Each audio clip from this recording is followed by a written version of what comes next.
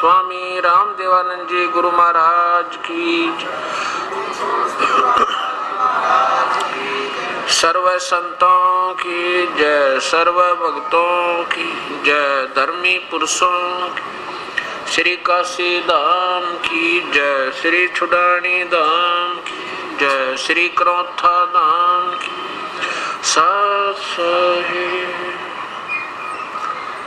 गरीब नमो नमो सतपुरुष को नमस्कार गुरु के नहीं, सुर नर मुनि जन साधुआ संतों सर्वसदे, सतगुरु साहिब संत सब डंडो तुम प्रणाम। आगे पीछे मध्य हुए तिनको जा कुर्बान, निराकार निर्विषम काल जाल भयभंजनम, निर्लेपम निज निर्गुण अकल अनुपबे सुमधुनम, सोहम सुरति समाप्तम सकल समाना नीरतले, उज्ज्वल हिरंबर हरदमम बेपरवाह था। वार पार नहीं मत तम गरीब जो सुमर सिद्ध होई, गणनायक गलता ना करो अनुग्रह सोई, पारस पद परवन अति गणेश मनाऊं, गणनायक देवन देवा चरण कमल लोलाऊं, आद्यंत करूं सेवा परम शक्ति संगीतम, हृदय सिद्ध अवगत गुण यतीतम, सतपुरुष निर्मोही, जगदम्बा जगदीशम मंगल रूप मुरारी, तन मन अर्पो शेषम भक्ति मुक्ति भंडारी, सुर नर मुनि जंध्या में ब्रह्मा विष्णु महेशा, शेष शेष मुख गाँव वो जय आदि गणेशा, इंद्र कुबेर सरीखा वरुण धर्म राय जान, समर्थ जीवन जी का मन इच्छा फल पावे, 33 कोटि अदा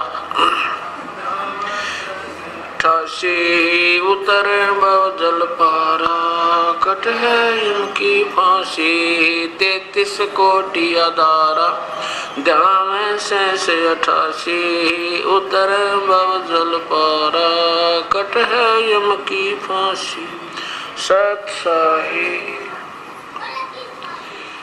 कर चोरों विनती करूं, धरूं चरण पर शीश, गुरु राम देवानंद जी महाराज ने दिया नाम बख्शीश, कोटि कोटि सिजदा करूं, कोटि कोटि प्रणाम, चरण कमल में राखियो में बंदी जम गुलाम,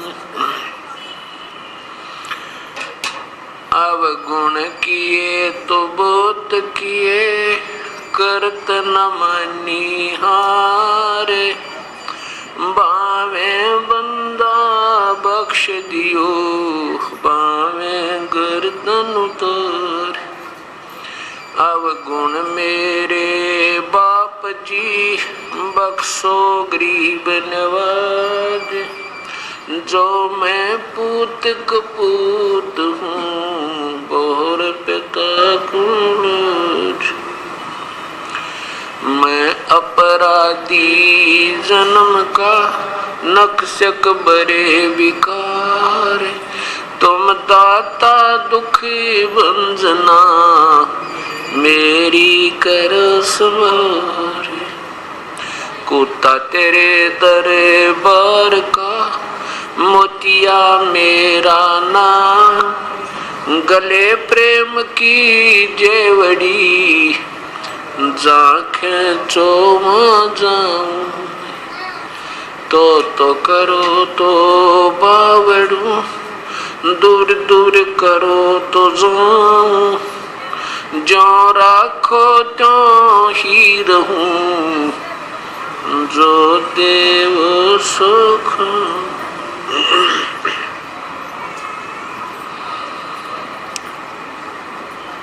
परमपिता परमात्मा पूर्ण ब्रह्म सारी सृष्टि के रचनहार कुल मालिक कबीर परमेश्वर की असीम रजा से इस पवित्र नगरी कैथल के अंदर आज दिनांक 24 अप्रैल सन 2004 को ये सत्यनारायण कथा प्रारंभ हो रही है। सत्यनारायण का अर्थ होता है अविनाशी परमेश्वर। हम उसे सत साहेब कहते हैं। सत साहेब कहो चाहे सत्यनारायण कहो, अमर पुरुष कहो, अकाल मूर्त कहो, शब्द स्वरूपी राम कहो, परम अक्षर ब्रह्म कहो, परमेश्वर कहो, राम कहो, अल्लाह कहो, गॉड कहो, चाहे रब कहो, खुदा कहो, ये शक्ति बोधक और पर्यायवाची भाषा भिन्न शब्द होते हैं। जो प्राणी सत्संग के अंदर आते हैं उनको ज्ञान होता है कि मानो श्री परमेश्वर ने किस वास्ते दिया था, इसका वास्तविक क्या कर्तव्य था, इससे हमने क्या लाभ उठाना था और हम कर क्या रहे थे।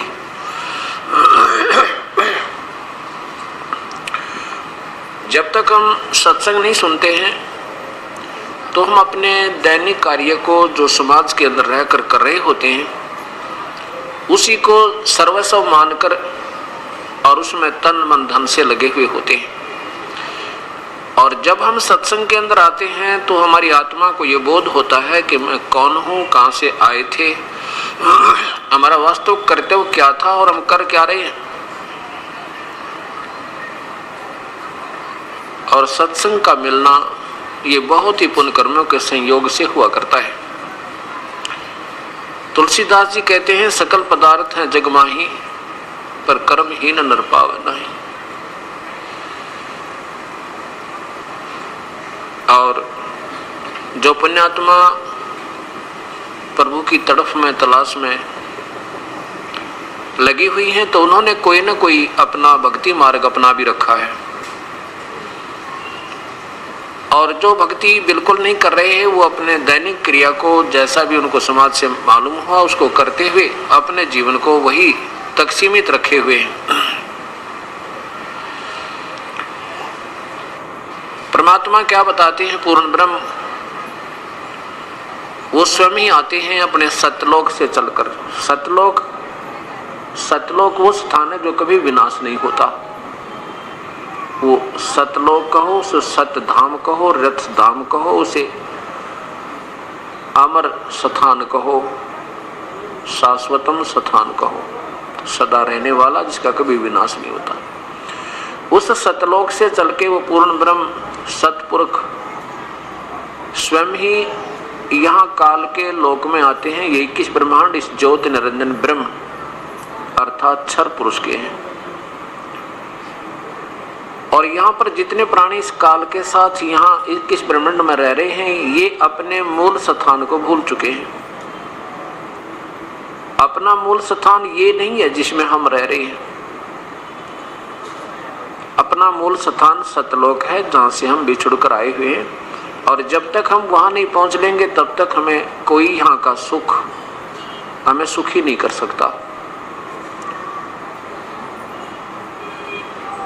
वो जानकारी हमें केवल परमेश्वर स्वयं आकर बता पाते हैं और कोई नहीं बता सकता। उस सतलोक के बारे में ना ब्रह्मा को मालूम, ना श्री विष्णु को मालूम, ना श्री शिव को मालूम, जो यहाँ के 3 लोक के अधीश्वर हैं, एक एक विभाग के मंत्री एक ब्रह्मांड के अंदर है।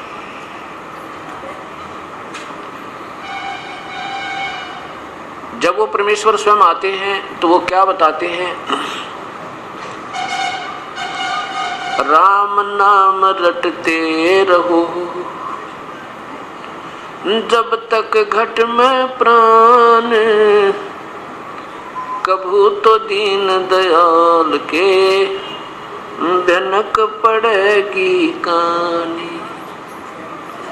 मानुष जन्म पाय के नहीं रटे हरि नाम, जैसे कुआ जल बिना फिर बनवायो क्या काम।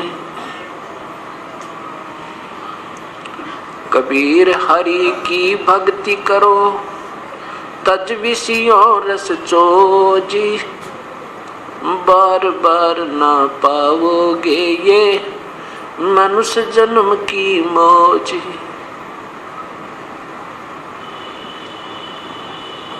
राम रटत कोडी भलो, चू चू पड़े जो चामे, भाई सुंदर शरीर किस काम का, जामक नाही नामे। राम रटत कन्या भली, साकेट भला न पूती, जैसे बकरी के गल में गलथना, जिसमें दूध नहीं मूती। लूट सको तो लूटियो, राम नाम की लूटी, पीछे फिर पछताओगे, प्राण जाएंगे छूटे। राम रटत दारिद्र भला, टूटी घर की छान, वो सुंदर महल किस काम के, जहाँ भक्ति नहीं भगवान।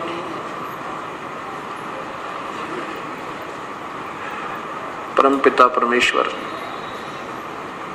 पूर्ण ब्रह्म हमें ये बताना चाहते हैं कि मानुष शरीर पाके जो नहीं रटे हरि नाम, और जैसे कुआ जल बिना फिर बनवाया क्या काम। जैसे जिस कूप में जल ना हो, उसका नाम भले ही कुआ है पर गुण कुएं के नहीं इसमें।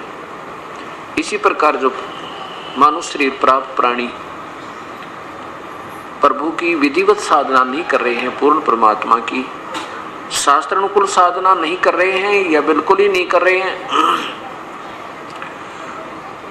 उनके बारे में कहते हैं कि वो प्राणी मानुष शरीर में ऐसे हैं जैसे जल रहित कुआं होता है।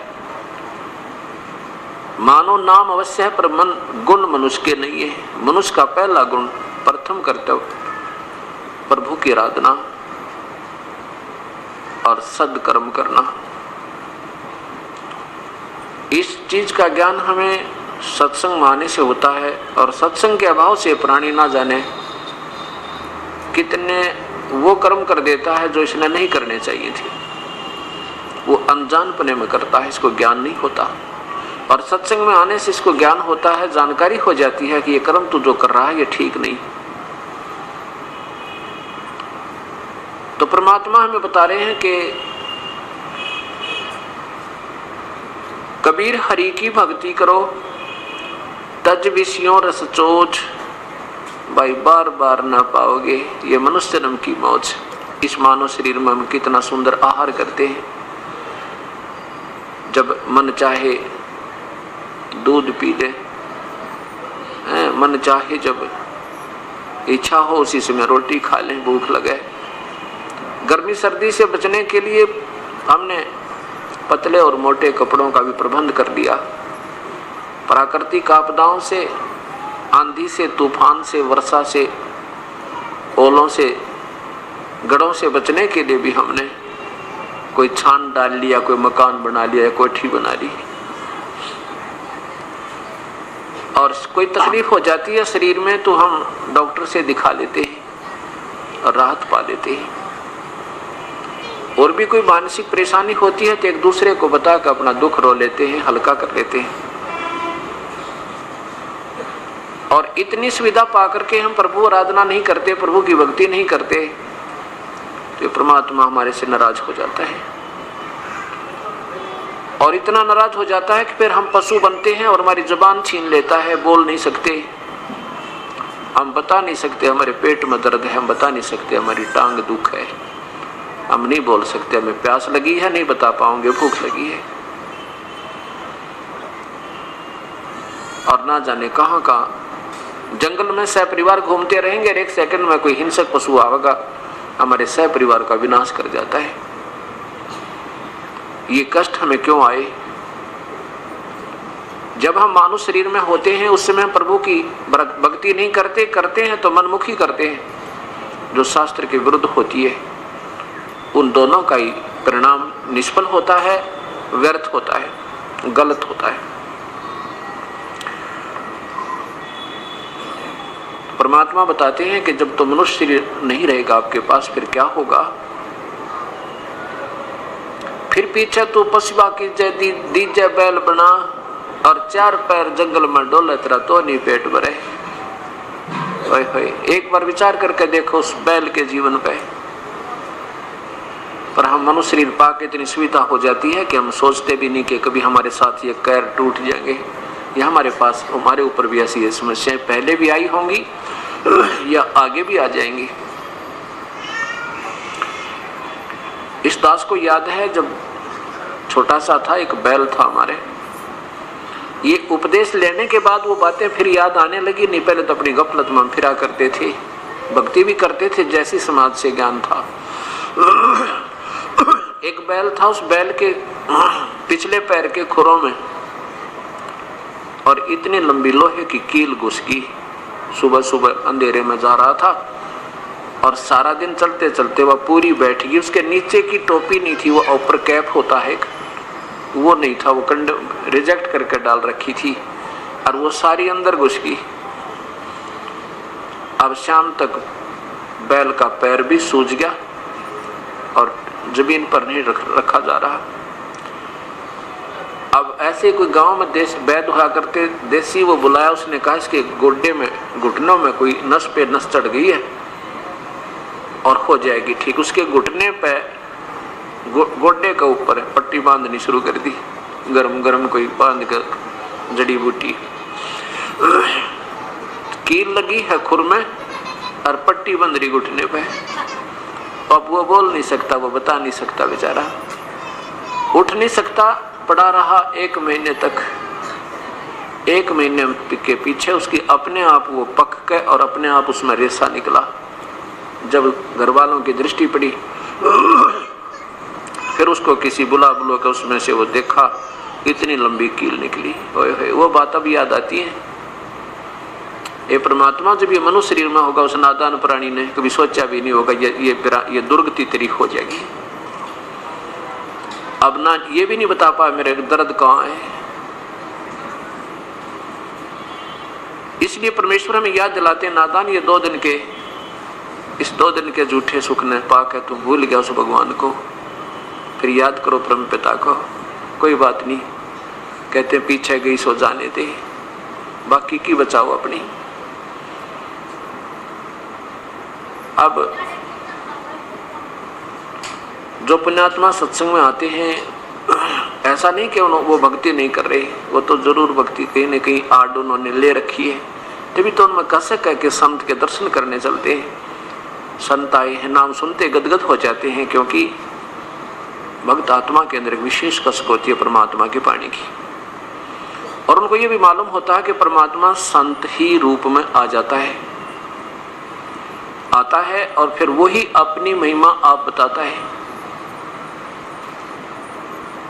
और ना जाने कब और किस समय उसके दर्शन हो जाए। इसलिए ये प्राणी, ये प्यासी आत्मा उस परम पिता के दर्शनार्थ ये तड़पती रहती है। उसके लिए फिर अपना कहीं ना कहीं ये सत्संग में जाती है। फिर वहां जहां भी हम जाते हैं, क्योंकि पुण्यात्मा का एक स्वभाव होता है, ये जहां भी जाती है इसको सब अच्छे लगते हैं, क्योंकि वो स्वयं अच्छे हैं।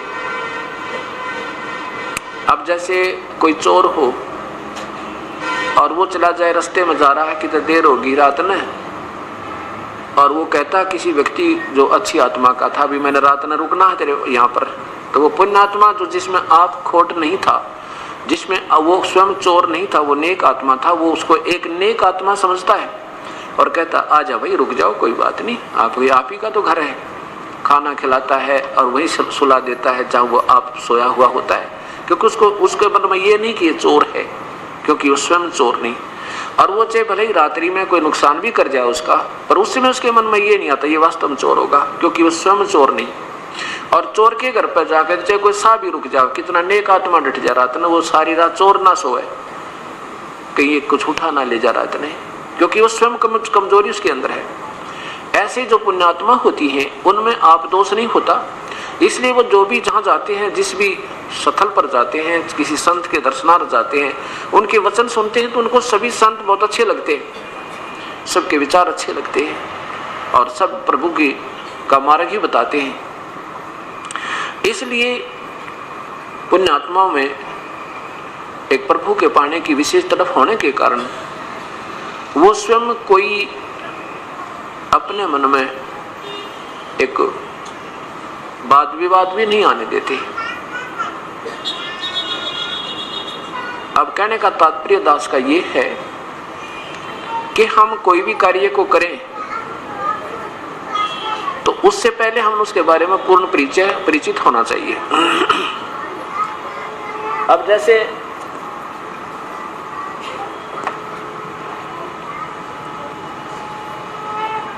हमने किसी गांव जाना है, किसी शहर जाना है, तो उस शहर का जाने से पहले 10 आदमियों से तसल्ली करेंगे कि मैंने वहां जाना है, कौन सा रास्ता ठीक है, अगर वहां हम पहली बार जा रहे हैं तो, और फिर प्रस्थान करेंगे।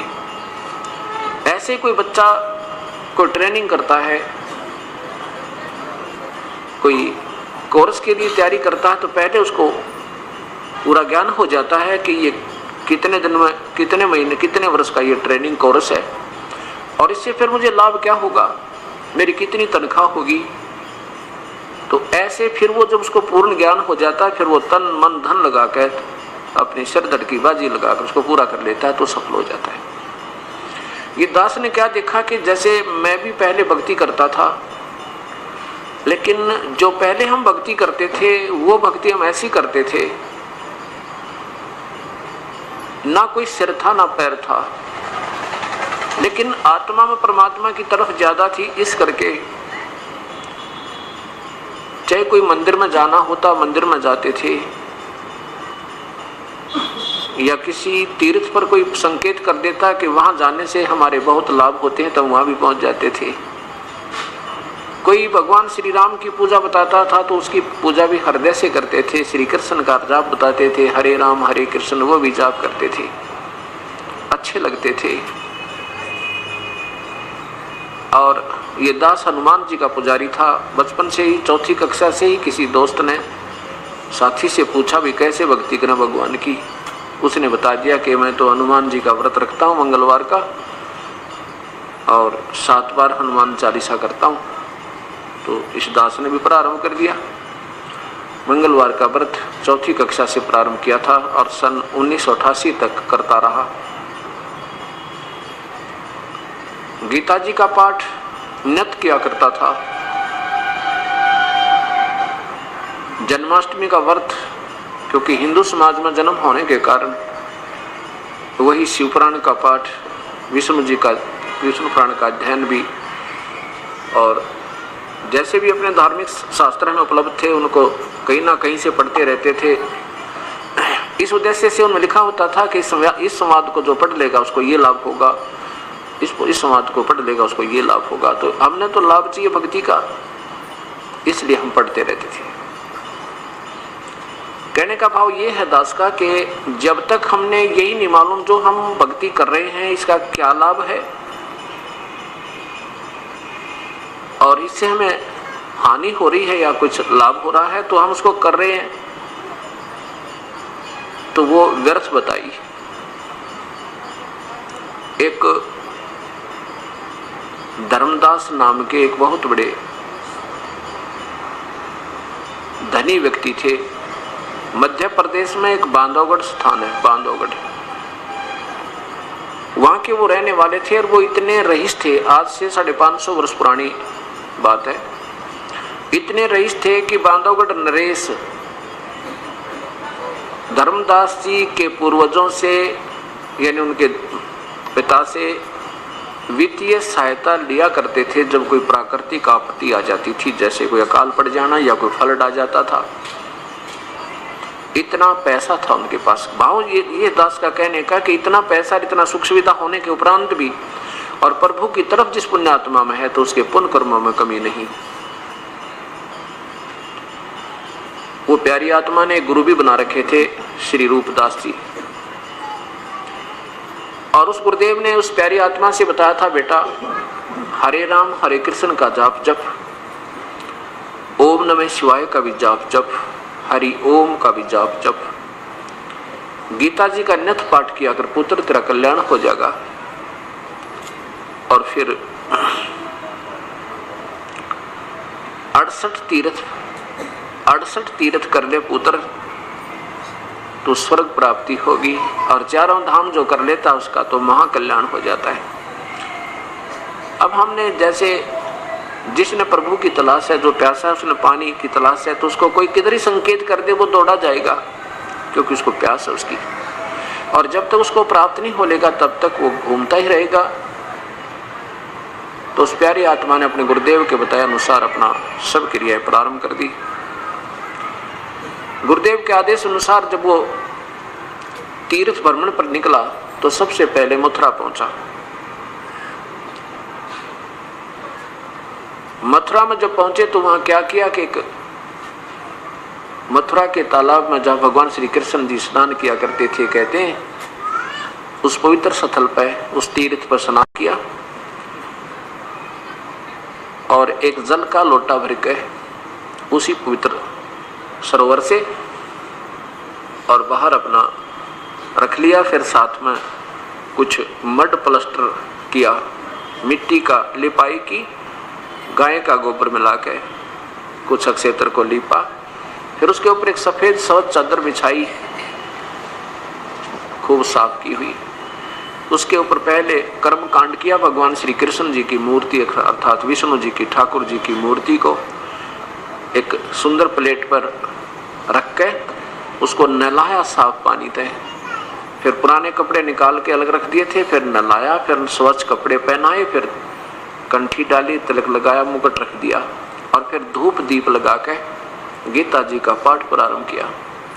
इतने में वो पूर्ण परमात्मा, पूर्ण ब्रह्म, सारी सृष्टि के रचनहार, कुल मालिक कबीर साहब, उस समय वो काशी में एक जुलाहे का रोल कर रहे थे। वहां आकर बैठ के उस प्यारी आत्मा से ज्यादा 20 या 30 फुट की दूरी पे और बड़े ध्यान पूर्वक देख रहे हैं उसकी क्रिया को, धर्मदास जी की क्रिया को। जब धर्मदास जी ने देखा कि ये और क्या स्वरूप बना रखा था परमेश्वर ने, एक जिंदा महात्मा का। जिंदा महात्मा कैसे होते हैं? मुसलमानों में होते हैं जिंदा महात्मा संत। उनकी एक ही जो ना ओवरकोट पहनते हैं, ऊपर पूरा एक कोट टाइप सा, चोगा बोल रहे हैं उसने, नीचे घुटनों से नीचे तक का होता है, पिंडलियों तक, और वो पहन रखा, और कच्छा होता है घुटनों से ऊपर तक, लंबे लंबे कच्छे जैसे सरदार पहना करे, और सिर पे टोप छोटा सा से काला लंबे चोटे का। ये वेशभूषा उन संतों की होती है जिनको जिंदा महात्मा कहते हैं, जिंदा संत कहते हैं, साधु कहते हैं। उस जिंदा वाले महात्मा में के रूप बनाकर परमात्मा उस प्यारी आत्मा के पास उसकी क्रिया देखने के लिए बैठ गया, विराजमान हुआ। जब वो धर्मदास ने देखा कि ये मुसलमान हो गए और तेरी पूजा को देख रहा है, तो इससे लगता है कि अच्छी आत्मा है, हो सके तेरी बात को मान के ये सत भक्ति कर लेवे, और गीता जी जैसा शास्त्री पृथ्वी पर नहीं है, ऐसा वो समझाना चाहता है। इसलिए गीता जी के पाठ को ऊंचे ऊंचे सुर में पहले संस्कृत पढ़े, ऊर्ध्व मूलम अधः शाखम, और फिर हिंदी, फिर उसकी हिंदी पढ़े। ऐसे पढ़े कि ये सामने वाला अट्रैक्ट हो जाए और ये लग जा सत भक्ति पे। अब चक्कर क्या पड़ा हुआ है कि हिंदू तो समझते हैं मुसलमानों की भक्ति गलत, और मुसलमान समझते हैं हिंदू गलत साधना करते हैं, और ईसाई समझते हैं कि हम श्रेष्ठ, ठीक, हमारी साधना ठीक है, और सिख समझते हैं हम पूजा जो करें सर्वश्रेष्ठ है। अब देखो, यही बात इस 4 दिन में निर्णय होगा कि जो पुण्यात्मा कंटिन्यूस लगातार सुन लेगी उसको कोई संशय नहीं रहेगा साधना क्या होती है। साधना तो एक ही है और वो श्रेष्ठ ही है अगर वो मिल जावत है। जब तक हमें वो नहीं मिलती तब तक हम एक दूसरे को अश्रेष्ठ और अपने को श्रेष्ठ मानते रहते हैं। ये हमारी अल्पज्ञता होती है क्योंकि हम अपने चारों धर्मों के पवित्र शास्त्रों को नहीं समझ पा रहे। अब वर्तमान में उनमें क्या अनमोल खजाना दबा हुआ है, जिसके कारण हम नाना प्रकार की अपनी सोच बनाकर उस पर आधारित हो चुके हैं और उन्मूल शास्त्रों से हम दूर हो लिए। अब धर्मदास जी ने जब अपनी सारी क्रिया कर ली गीता जी का पाठ करके अपना बंद हुए, समापन किया। ठाकुर जी की मूर्ति को अपने गठड़ी में बांध लिया। तब परमेश्वर कबीर परमात्मा एक जीव का रूप बना के एक साधारण भक्त के रूप में बोलते हैं। कहने लगे, हे वैष्णव महात्मा। वो परमात्मा एक जीव को तो महात्मा कहते हैं, अपने आप को एक तुच्छ जीव बताते हैं। क्या कहते हैं कि हे महात्मा, मैं बहुत भ्रम लिया हूँ, मुझे अभी तक सत मार्ग नहीं मिला भक्ति का। मैंने नहीं कोई मुसलमान संत छोड़ा, ना कोई मुसलमानों वाली क्रिया छोड़ी। मैंने हिंदुओं के महापुरुषों से भी संपर्क किया, ईसाइयों के जो संत हैं उनके पास भी मैं पहुंचा हूँ, लेकिन अभी तक मेरे मन की, मेरी आत्मा की संतुष्टि नहीं हो पा रही कि भक्ति मैं कर रहा हूँ ठीक हूँ। और आपकी जो भक्ति है मुझे बहुत अच्छी लग रही है, आपकी प्यारी प्यारी आवाज़ मेरे हृदय को खींच रही है। ऐसे कह के वो परमात्मा उस प्यारी आत्मा को अपने सतमार्ग का ज्ञान बताने की चेष्टा करते हैं। इन बातों को सुनकर धर्मदास बड़ा प्रसन्न हुआ कि एक मुसलमान होकर के और मेरी क्रिया को बड़ा अच्छी बता रहा है। तो बताने लगा, कहने लगा, जिंदा बैठ जा, तेरे भाग बड़े जो आप मुसलमान होकर के और मेरी बात को सहन कर लोगे, बताऊंगा उसको सुनोगे। तब उस प्यारी आत्मा परमात्मा ने कहा कि धर्मदास कहने लगा, भाई देखो महात्मा जी, हमने तो अपना जीवन कल्याण चाहिए। आज हम मुसलमान हैं, कल ना जाने हम किस जन्म में होंगे। आज हम हिंदू हैं, ना जाने कल किस मजहब में हमारा जन्म होगा। अगर आत्म कल्याण नहीं हुआ तो ये मजहब और ये हमारी जाति और ये शरीर सब व्यर्थ रह जाएंगे। मैं तो इस उद्देश्य से निकला हूँ कि मेरा कल्याण हो, चाहे किसी भी साधना से हो जाए, मुझे तो प्रभु चाहिए। आज हम हिंदू हैं, कल पशु बन जाएंगे। आज हम मुसलमान हैं, कल हम पशु बन जाएंगे। आज हम ईसाई हैं तो कल ना जाने किस जूनी में चले जाएंगे। आज हम सिख हैं तो ना जाने कहाँ हमारा डेरा होगा, अगर भक्ति ठीक नहीं बनी तो। धर्मदास इस बात से बड़ा प्रभावित हुआ और कहने लगा, बैठ जा, मैं बताता हूँ आपको भक्ति। अकान जी बताइए। मैं ना गीता जी का पाठ करते नित्य हूँ, और गीता जी एक ऐसा पवित्र शास्त्र, इसके बराबर इसके तुल्य पृथ्वी पर शास्त्र नहीं है। और एकादशी का व्रत रखता हूं मैं। मेरे गुरुदेव ना 68 तीर्थ करने की सलाह दी है, मेरे को आदेश दिया है, और उनके आदेश अनुसार मैं इन 68 तीर्थों पर भ्रमण के लिए निकला हुआ हूँ। श्री राम कृष्ण का जाप जपता हूँ, ओम नमः शिवाय का जाप जपता हूँ, शिवलिंग की पूजा करता हूँ। और फिर क्या कहा कि हम कोई जीव हिंसा नहीं करते। जिंदा जीव हिंसा माने वो कहना चाहते थे कि तुम मांस खाते हो मुसलमान, और हम हिंदू मांस नहीं खाते। और जो मतलब कहा नहीं सीधा, पर डायरेक्ट उसका संकेत ही था। कहने लगे, जो जीव हिंसा करते हैं ना, वो कभी सफल नहीं हो सकते, उनका जीवन तो बिल्कुल व्यर्थ जाता है, उनको तो पाप बहुत लगते हैं। अब कबीर परमेश्वर कहने लगे, धर्मदास मैं आपसे एक प्रार्थना करूं। कहने लगे, महात्मा जी मैं आपसे एक प्रार्थना करना चाहता हूं, आपका शुभ नाम क्या है, आप कहां से आए हो, आपकी तो बहुत अच्छी बातें लग रही हैं मुझे। धर्मदास जी ने बताया कि मैं वैश्य कुल में जन्म है मेरा, वैश्य कुल में यानी बनिए हैं हम, और मैं जो है वैष्णव, हम वैष्णव विष्णु जी के उपासक हैं, वैष्णव साधु कहलाते हैं हमारे गुरुदेव, हमने उनसे उपदेश ले रखा है। तो गुरुदेव ने हमें बताया है कि गीता जी का नित्य पाठ करना है। परमेश्वर ने कहा कि महात्मा जी एक प्रश्न है मेरे मन में, मेरी शंका का समाधान कीजिए। बोलो बेटा, बोलो जी, क्या बात है, बोलो। कबीर साहब ने कहा कि देखो, आपने अभी बताया कि गीता जी के नित्य पाठ करने से आत्मा का कल्याण हो जाएगा। देखो, आप और क्या क्रिया करते हो, आप पितृ पूजा करते हो? धर्मदास कहने लगे, हाँ जी पितृ पूजा करते। पितृ पूजा नहीं करें तो फिर तो हमारे पितृ को जो है ना, वो उनका जो हिस्सा नहीं पहुंच सकता और वो दुखी हो जाते हैं। आप आप भगवान श्री कृष्ण और राम की पूजा करते हो, ब्रह्मा विष्णु महेश की भी साधना करते हो। हाँ जी। और गीता जी का नित्य पाठ भी करते हो। हाँ जी। देखो, गीता जी के पाठ करने से लाभ नहीं, जैसा गीता जी में वर्णन है ऐसा आचरण करने से लाभ होगा।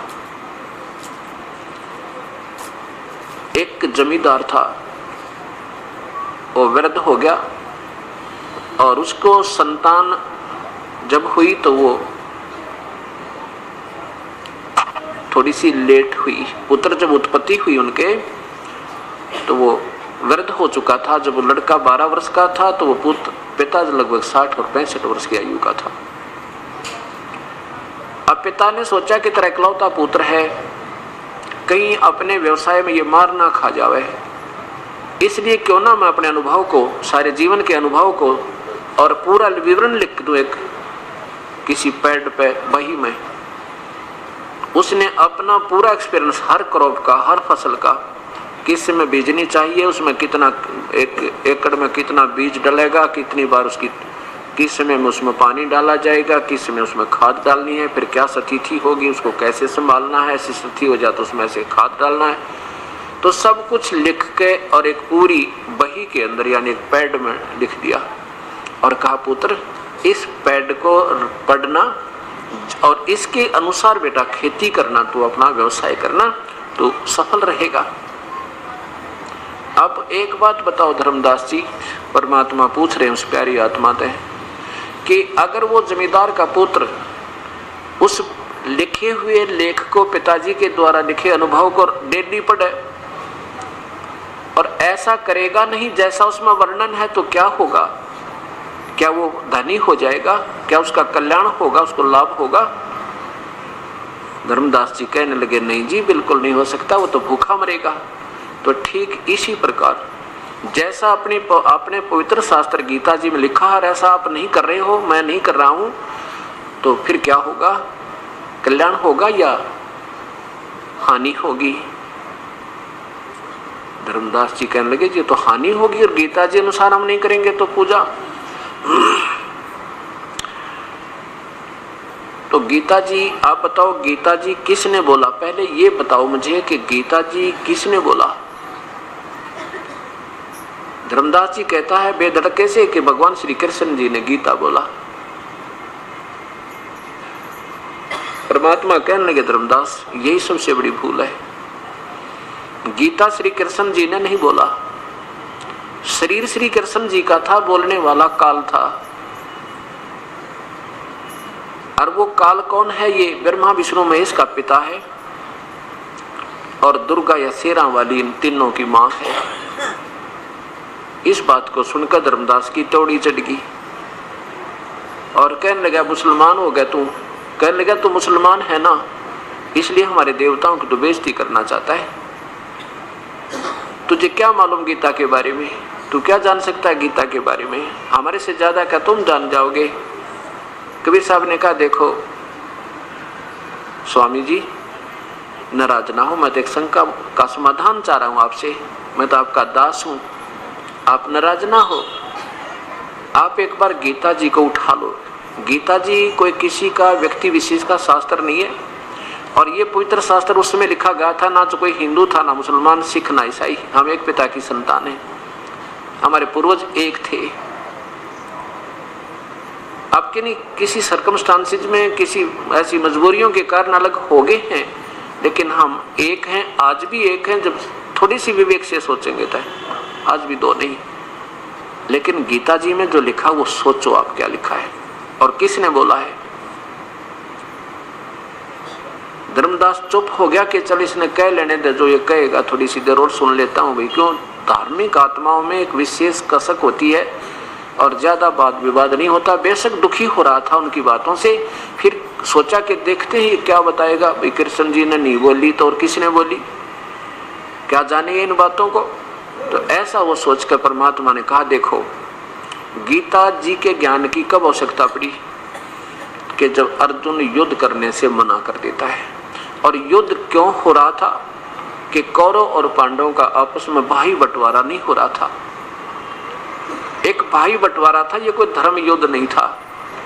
धर्म युद्ध तो वो होता जो सेनाओं पर लड़े, एक देश दूसरे पर बदमाशी करे तो उसके लिए सिरदर्द की बाजी लगाओ, तो वो धर्म युद्ध होता है। और ये तो एक भाइयों का आपस में बंटवारा था, ये नहीं हो रहा था लड़ाई होगी।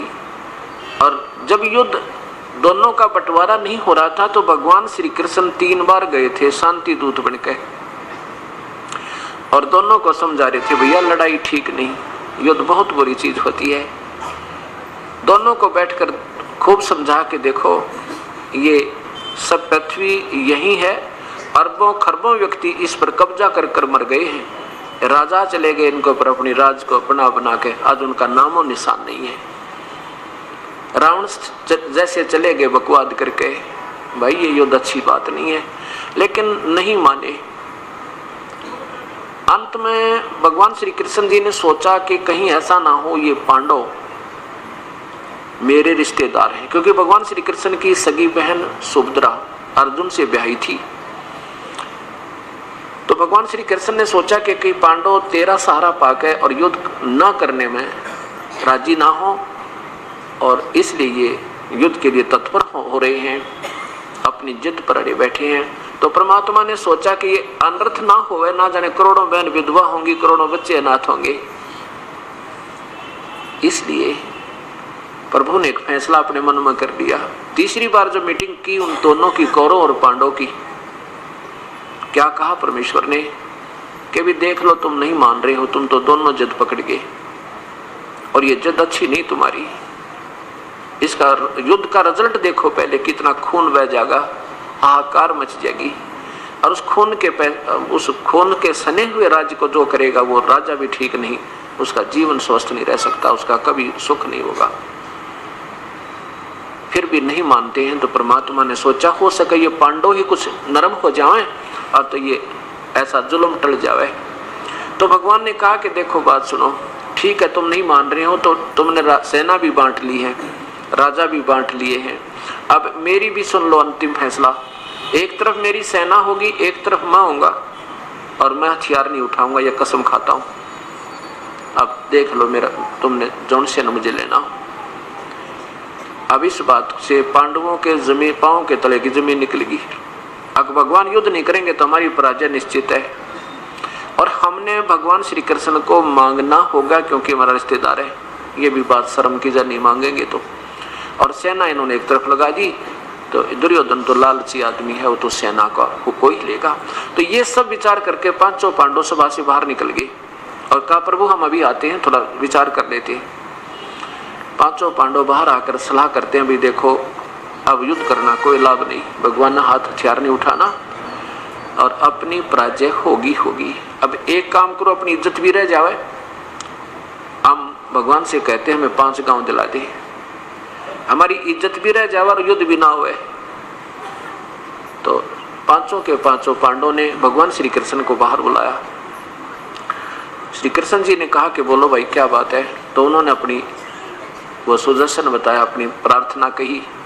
श्री कृष्ण बड़े प्रसन्न हुए कि बहुत अच्छा सोचा तुमने, बहुत अच्छा सोचा, और ये तो बन गई बात, बस 5 गांव तो दे ही देगा दुर्योधन, ऐसी कोई बात नहीं। तो पांडव बाहर खड़े हैं और श्री कृष्ण अंदर कौरवों की सभा में आ जाते हैं, जहाँ पर सैकड़ों की संख्या में वो खुद बैठे। 101 भाई थे और योद्धा खड़े उनके और न्यारे सैनिक, अंगरक्षक, मंत्री, वजीर। भगवान श्री कृष्ण ने आकर कहा दुर्योधन बात बन गई है, आप ऐसा करो उनको 5 गांव दे दो। वो कहते हैं 5 गांव हमें देते, हमारी इज्जत भी रह जाएगी और हम युद्ध नहीं करते। बहुत अच्छा हो गया। अब अर्जुन दुर्योधन के मन में आ गया कि ये डर चुके हैं और पांडव के पल्ले कुछ नहीं है, क्योंकि भगवान श्री कृष्ण ने युद्ध करने से मना कर दिया। तो दुर्योधन ने कहा कि पांडवों के लिए तो सुई की नोक टिके इतना भी स्थान नहीं है, 5 गांव तो बहुत बड़ी बात है। अगर उनमें दम है तो युद्ध करके ले सकते हैं। इस बात से भगवान श्री कृष्ण थोड़े से नाराज हो गए, कहने लगे युधिष्ठिर तू तो बुद्धि भ्रष्ट व्यक्ति है, तो व्यक्ति ठीक नहीं। अरे कहाँ 5 गांव, कहाँ आधा राज, कुछ तो सोच ले नादान तू, तेरे अकल नहीं दी भगवान ने। जब भगवान श्री कृष्ण जी ने ऐसी बात कही तो दुर्योधन नाराज हो गया। नाराज होकर के कहने लगा कि अपने सैनिकों से और अपने भाइयों से कहा, इसको पकड़ो कृष्ण को और अरेस्ट कर दो, इसको डाल दो अंदर कैद में, और यहीं से युद्ध प्रारंभ होता है। अब जब ऐसी आदेश दुर्योधन का पाकर योद्धा खड़े हुए, उसके भाई और वो सैनिक, तो भगवान श्री कृष्ण ने अपना विराट रूप दिखाया, और उस विराट रूप के कारण उनकी आंखें चुंधिया गई, वो विवश हो गए, सारे जहां के तहां थे वहीं लुढ़क गए, और भगवान श्री कृष्ण सभा छोड़कर चले गए।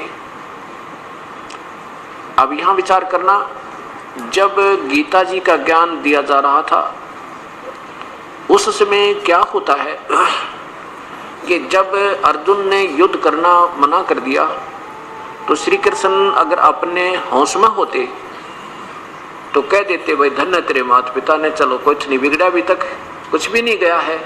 जबकि दुर्योधन अर्जुन कहता है, परमात्मा मैं नहीं लड़ूंगा, युद्ध मैं बिल्कुल नहीं करूंगा, चाहे मुझे 3 लोक का भी राज कोई देना तो युद्ध नहीं करूंगा। क्यों नहीं करूंगा? क्योंकि सामने ये हमारे रिश्तेदार खड़े, काके ताऊ चाचे ताऊओं के रिश्तेदार कोई दूर नहीं होते, बहन भाई सब साथ ही रहते हैं, सामने मेरे भतीजे खड़े। अब इनको आज मैं मानूंगा जिनको सीने से लगाए फिरा करता था, कल तक इनको लाड किया करता था, प्यार करता था, ना जाने करोड़ों बहन विधवा होंगी, करोड़ों बच्चे अनाथ होंगे, मैं युद्ध नहीं करूंगा भगवान, ये मेरी पक्का फैसला हो गया। और वहां फिर श्री कृष्ण कहे कि तो युद्ध कर ले अर्जुन, तो ये बात फिर न्याय संगत नहीं, जची नहीं है। ऐसे महापुरुष ने आज तक पूरे इस संसार के इतिहास में आज तक ऐसा अनर्थ नहीं करवाया, तो श्री कृष्ण जी ने ऐसा काम, ये जुल्म नहीं करवाया। आपकी थोड़ा सा देर तो समझ में आओगी, क्योंकि यह कहानी बड़ी जटिल बन गई, सारा ही ज्ञान हमारे से सत्य ज्ञान दूर हो गया, दंत कथाएं हमने सुनी है, वास्तविक ज्ञान तत्व ज्ञान हमारे पास नहीं पहुंचा। इस कारण से आपने एक बार ये ऐसा लगेगा जैसे ये दास सारी झूठ कह रहा है, और जब ध्यानपूर्वक सुनोगे तो ये सारी सत्य होंगी, जो सुना था वो आपका असत्य होगा, आपके सामने प्रमाण होगा। तो भगवान श्री कृष्ण ने अगर अपने होश में होते तो वो मना कर देते, चलो नहीं युद्ध करते। उसी समय जब काल ने देखा, उस ज्योत स्वरूप निरंजन ने, जो उसने कसम खाई है कि मैं ज्यों का तू तो सामने आऊंगा नहीं, लेकिन सब में प्रवेश करके, किसी में गुप्त रूप में आकर, किसी का आकाशवाणी करके, चाहे किसी में प्रेत की तरह प्रवेश करके, उसने सारे काम वही करवाता अपने 21 ब्रह्मांड में। तो उसी समय वो काल अपने 21वें ब्रह्मांड से चलकर ज्योत स्वरूप निरंजन श्री कृष्ण में प्रवेश कर गया। ज्योत, वो काल जो है 1000 भुजा का भगवान है, ब्रह्मा विष्णु महेश केवल 4 भुजा के भगवान है, और दुर्गा 8 भुजा की देवी है। अब क्या होता है कि जब गीता जी का ज्ञान सुनाया जा रहा था काल के द्वारा, ज्योत निरंजन के द्वारा, तो उस समय उन्होंने विराट रूप दिखाया कि अर्जुन देख ले, ये है मेरा वास्तविक स्वरूप, और ये मेरा वास्तविक स्वरूप है जो आज से पहले किसी ने को मैंने नहीं दिखाया था, तेरे सिवाय मेरा विराट रूप तेरे बिना किसी ने नहीं देखा था। अब ये देखिएगा, पवित्र गीता जी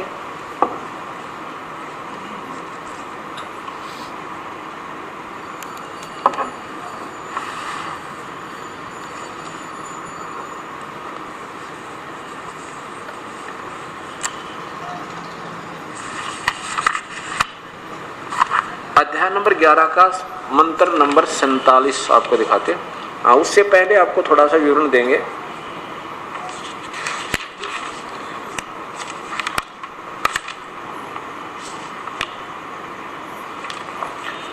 कि ये काल बोल रहा था, श्री कृष्ण नहीं बोल रहा था उस समय, क्योंकि भगवान श्री कृष्ण ने पहले कभी नहीं कहा मैं काल हूं, बाद में कभी नहीं कहा मैं काल हूं।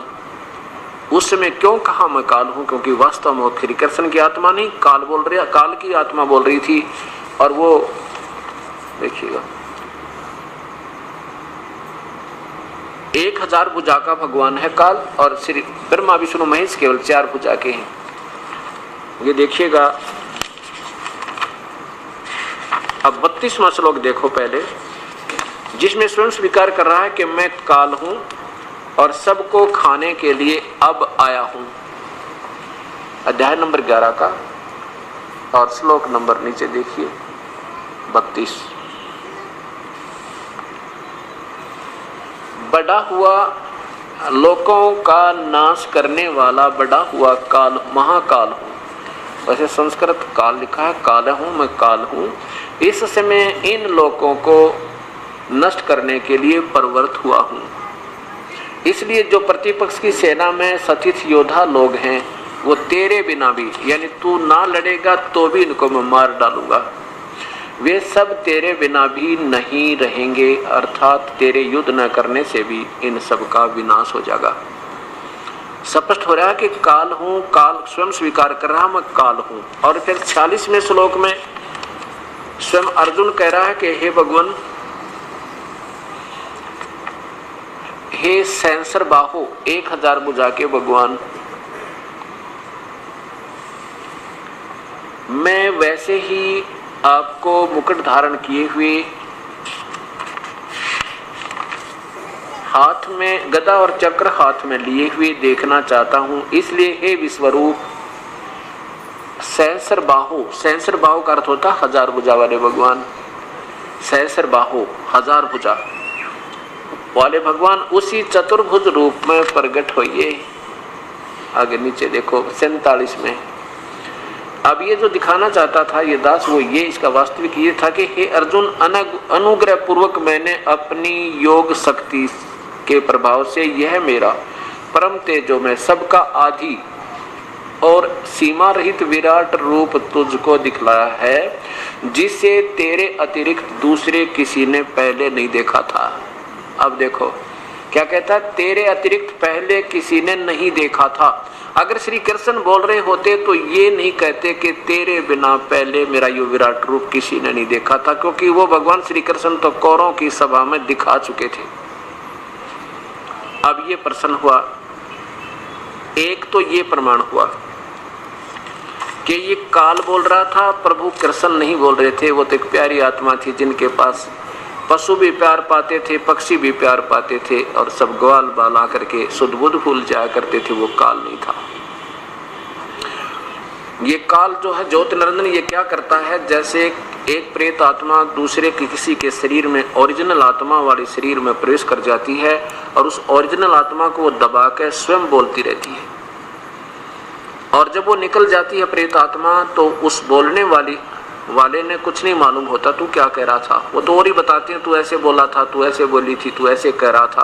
तो वो 2-4 बातें उसको बाद में याद हो जाती हैं, फिर उससे बता देता मैं ऐसे बोला था, ऐसे बोला था। अब दूसरा प्रश्न ये आता है, क्या कहा करते ये नादान संत, पहले हम दिन से पूछा करते थे कि भगवान श्री कृष्ण ने ऐसा जुल्म क्यों करवाया। जब वो मना करे अर्जुन रोए, पढ़ के देखो इस गीता जी को। अर्जुन जैसा योद्धा भयंकर रूप देख कर उस काल का डर रहा है, हाथ जोड़कर कांप रहा है, कहते हैं मेरे देखा नहीं जाता प्रभु, आप अपने उसी रूप में आ जाओ। और वो जबर कहता है कि नहीं, केवल युद्ध कराना ही उद्देश्य से सारी गीता प्रमाण दे रही है और साथ में ज्ञान भक्ति का बिल्कुल सत्य दे दिया। तो ये क्या कहा करते थे कि अर्जुन जो है अपने क्षत्रिय धर्म को भूल रहा था और अक्षत्रिय निक्षत्रिय हो जाते, ये सब करते प्राण नहीं रहते और ये बात बिगड़ जाती। इसलिए भगवान ने युद्ध कराना जरूरी था। इस तरह का जो ये बात तो सारी न्याय संगत नहीं है। अब भगवान श्री कृष्ण स्वयं अक्षत्रिय थे और उन्होंने भी वो अनर्थ बचा दिया था अपने अक्षत्रिय धर्म को भूल के। कैसे, जब कंस का वध हो गया था, कर दिया था प्रभु ने, और अपने नाना जी को अग्रसेन को राजगद्दी सौंप दी थी।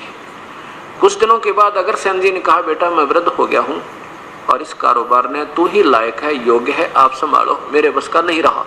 तो भगवान श्री कृष्ण जी ने वो राजकाज संभाला ही था। इतने में नारद जी उनको मुबारकबाद देने आए और साथ में ये भी बता दिया कि यहाँ एक गुफा है, उसमें एक मुचकंद नाम का एक ऐसा राजा सो रहा है जिसमें सिद्धि है।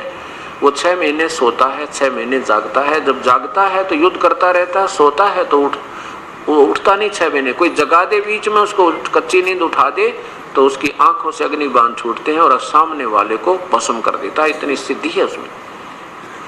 ये भगवान श्री कृष्ण का याद थी बातें।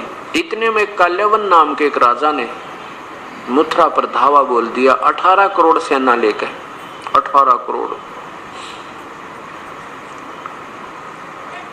अब भगवान श्री कृष्ण और काल्यावन की सेना आमने सामने खड़ी होगी।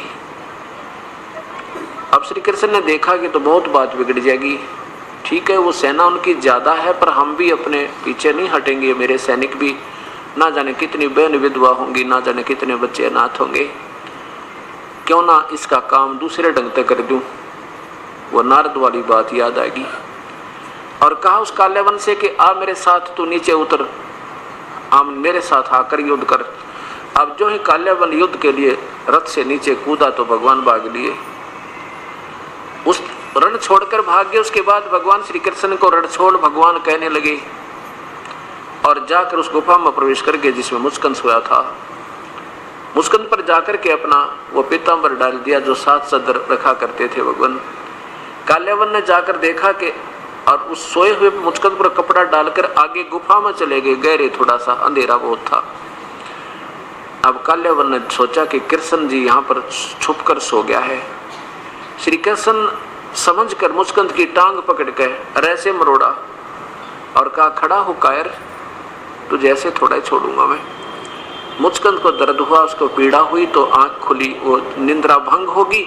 जो ही उठा तो सामने अग्नि बाण छूटे, काल्यावन का वध हुआ। भगवान श्री कृष्ण ने पकड़ कर काल्यावन की टांग और घसीट कर कुत्ते की तरह उनकी सेना के सामने पटक दिया। अब उसमें राजा की मृत्यु, सेना की हार होती थी।